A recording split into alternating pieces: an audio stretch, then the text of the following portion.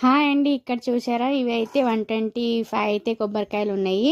అలాగే పక్కన చక్కెర కూడా ఉంది చూడండి. అదైతే 8 కేజీ ఉంది. మా మిన్ను ఎంత కేజీ ఉంటాడో అంత చక్కెర అన్నమాట. మా మమ్మీ పంచుతానని మొక్కుకున్నదన్నమాట.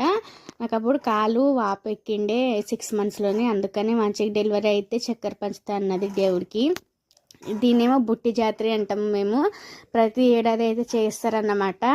మంచిగా వర్షం పడాలని అందరూ ఊరు వాళ్ళందరూ నైవేద్యం తీసుకొని వచ్చి ఈడనే ఫ్యామిలీ మొత్తం వచ్చి కూర్చొని తిని మళ్ళీ వెళ్తారన్నమాట.